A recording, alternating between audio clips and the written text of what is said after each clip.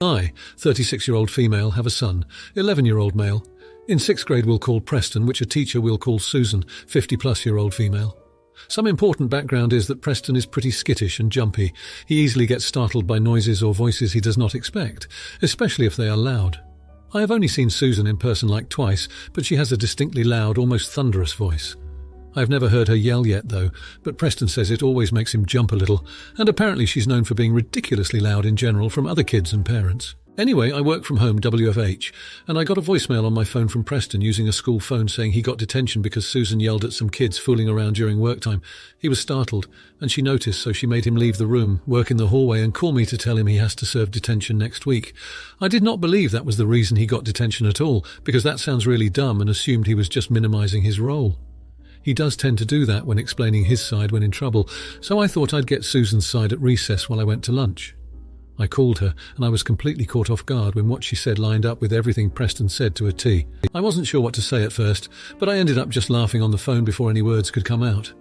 Susan was irritated and asked what was so funny, and I just responded that I was so sure that Preston was lying to me because that was such a ridiculous reason to give anyone detention, and that he is not serving detention just for being startled. She tells me that this is not a suggestion and that I'm being obtuse. I stood firm and asked her if she'd think it appropriate if her boss yelled loudly at some fellow teachers. You were startled, and then he proceeded to dock her pay or some other form of punishment, following up with, I bet she didn't even do anything to the kids she was initially yelling at, after noticing Preston. She got quiet for a moment and I thought maybe I convinced her, but then she doubled down and said that failing to serve detention would result in suspension or more, and I told her I'd gladly fight her and the school on this, if it came to that, before hanging up. I do not intend to punish Preston just for getting startled. We all do it, and it's nothing worth making any issue out of. If I'm being honest, the only reason I chose to post is because I vented to my friend about this later, and she actually did not side with me, saying that I was kind of being a weenie to laugh at Susan, and that teachers don't get paid enough to deal with the things I said, so I want to hear what unbiased people think. Now, for a few comments before the update. Comment 1. Good parent. My son got into a fight in 6th grade elementary. He was defending another student from a well-documented bully that I had spoken to the school repeatedly about. When the school tried disciplinary action, I laughed. I offered that the school had 2 choices: keep my son in their school with 0 punishment, or I would be happy to not only withdraw him immediately and then talk to some friends in the press. I also offered to have a face-to-face with the bruised-up students' parents any time. When asked what I was going to do with my son as a parent, I told them I was taking him out for a steak and ice cream afterwards. Why? Because my ex-wife and I taught our children to defend others, especially against a bully. Never heard another word about it, and they started to call me even more often to chaperone, even when my children were not in the class going on an outing. Comment 2. I startle easily. If I got in trouble every time I had a reflex response from a loud noise in the classroom, I would have been expelled several times over. That is easily the stupidest thing I've ever heard someone get put in detention for. Not the idiot. Talk to the principal about this ASAP, and object, I'd be curious if Susan has actually explained what happened yet to those above. Or if they have any common sense, they'd say it's ridiculous. Also, maybe to avoid any retaliation, see if he could change rooms and get a different teacher. This might be US defaultism talking, but I'd say it's pretty early in the school year to do a switch for the good of your son, so this teacher does not pull any more weird power trips like this one. Comment 3. Not the idiot. I have an intense startle response as well and jump at noises. How is that something to punish someone for? The teacher likely knows she was being unreasonable in the moment and now is doubling down instead of admitting it. I would escalate this to her superiors right away though, because it sounds like she won't back down or admit she's wrong. It wasn't the smartest move to laugh. I know it was just an instinct, but that doesn't make the punishment legit. Just guessing, but it sounds like the teacher was frustrated with the other kids and in the moment took it out unfairly on your son. Now, for the update. So, after the whole debacle with Preston's detention, I went to pick him up from school the next day, ready to schedule a meeting with the principal to discuss this outrageous situation. But before I could even step foot in the office, I was intercepted by Susan's co-teacher, Mr. Keller, who urgently asked to speak with me in private. It turns out Susan had a complete meltdown in the teacher's lounge the day I called her. She was apparently venting about our conversation when she just lost it, screaming about the pressures of teaching and the lack of respect from parents and students. She threw her coffee mug against the wall, shattering it.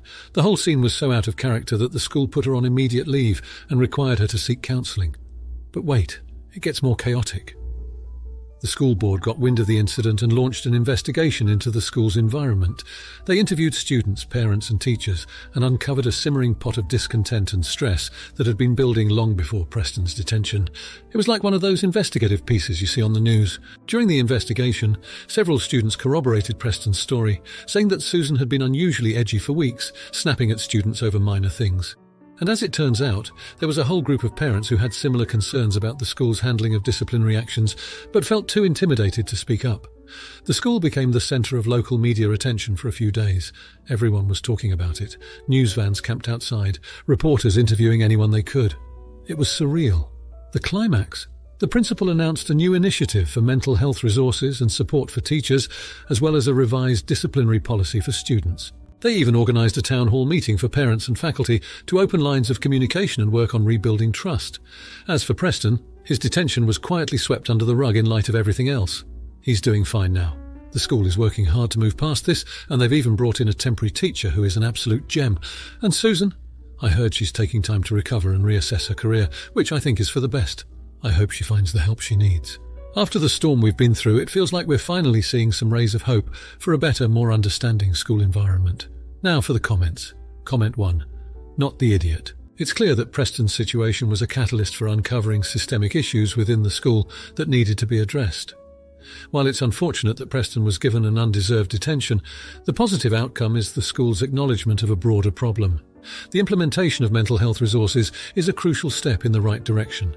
It's essential for educational institutions to support the mental well-being of both their staff and students.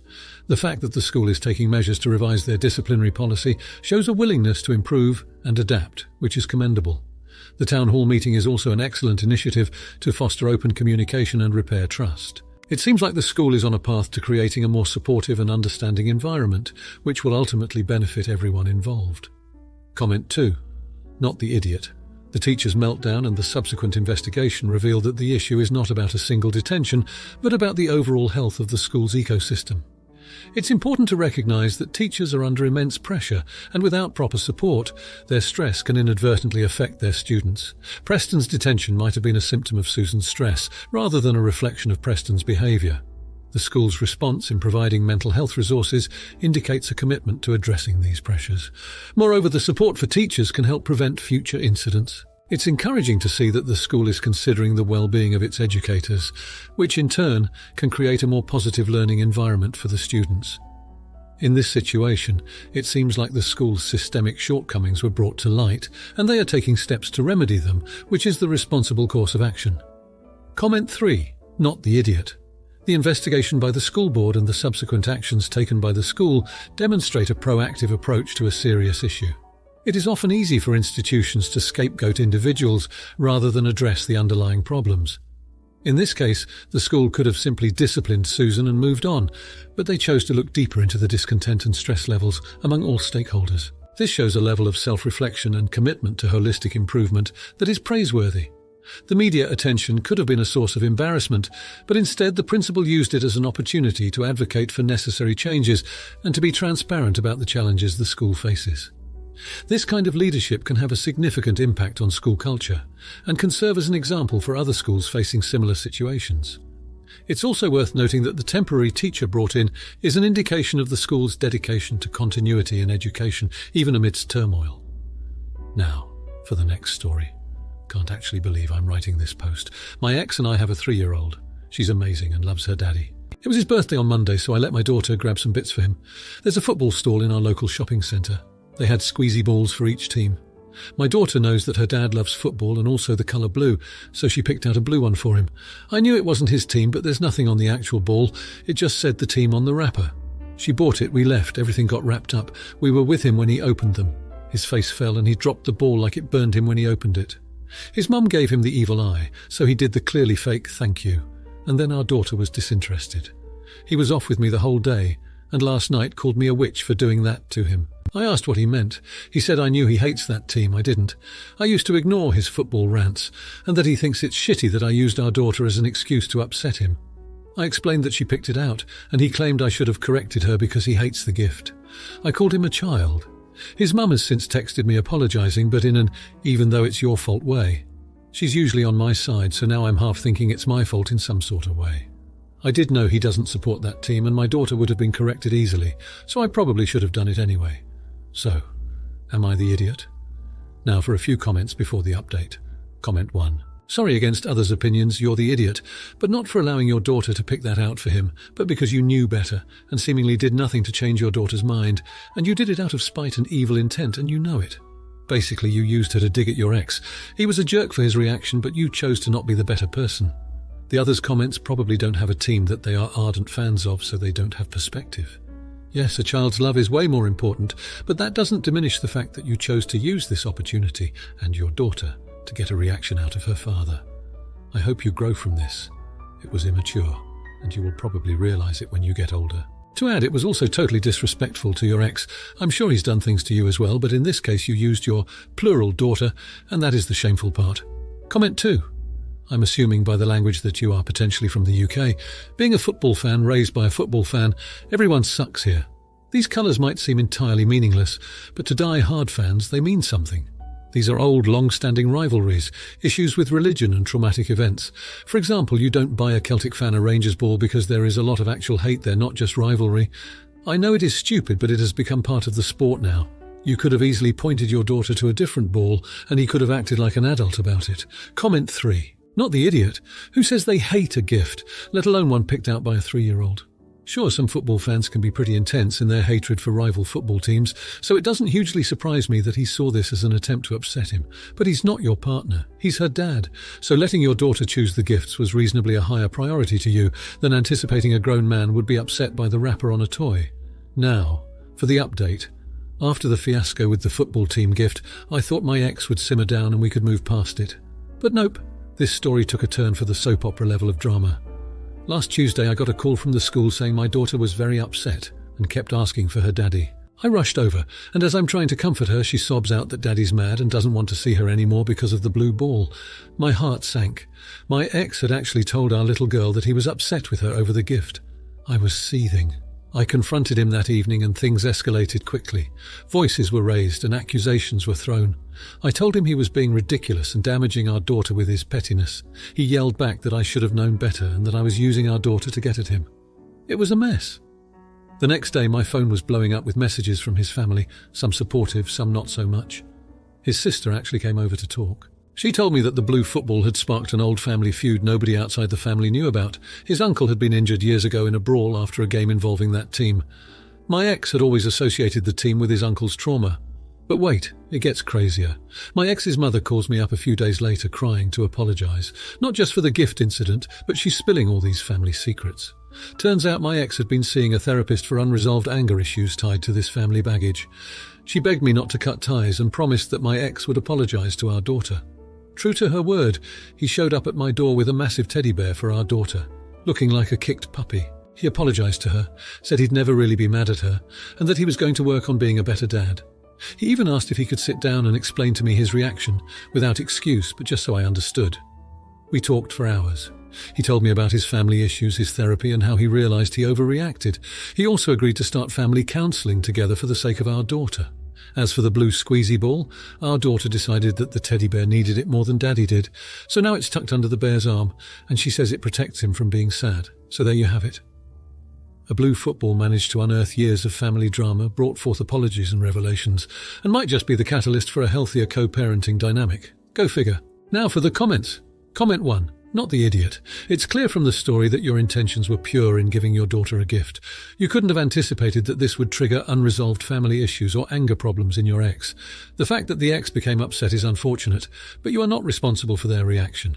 It's important to consider that everyone has different triggers, and what may seem like an innocent gift to one person can have a different meaning to someone else due to their past experiences. However, your ex's behaviour following the incident shows a willingness to take responsibility for their actions, apologise, and seek help through therapy and family counselling, which is commendable. It indicates that they are taking steps to address the underlying issues and improve their relationship with their daughter and co-parenting with you.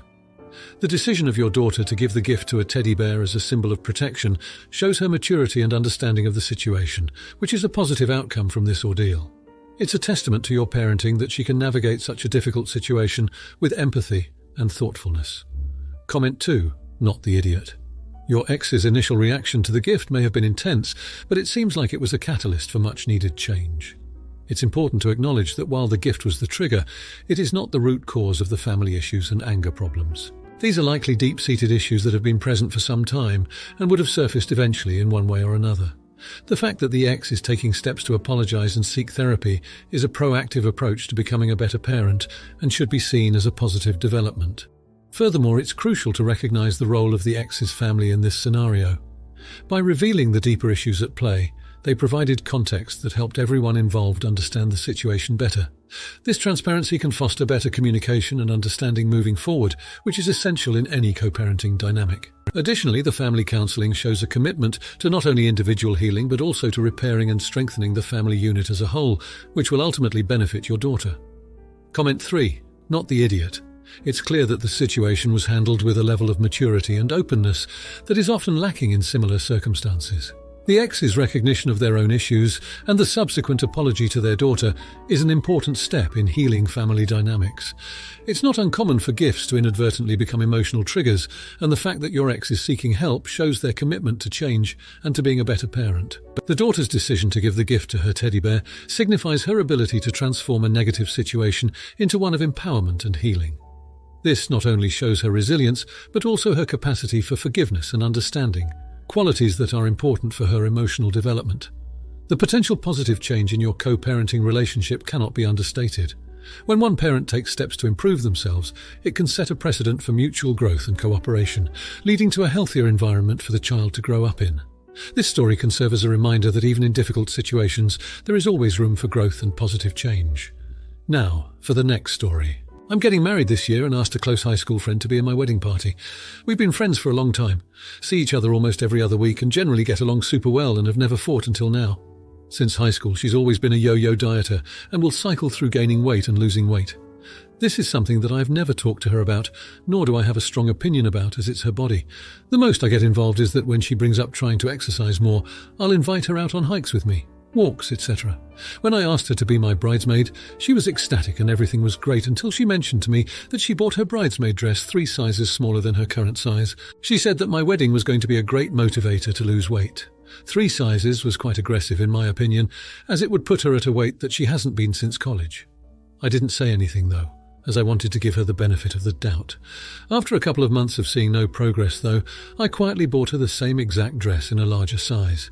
Come this past week, she called me in tears, saying that she didn't think that she could fit into her bridesmaid dress and felt horrible for ruining the dress code.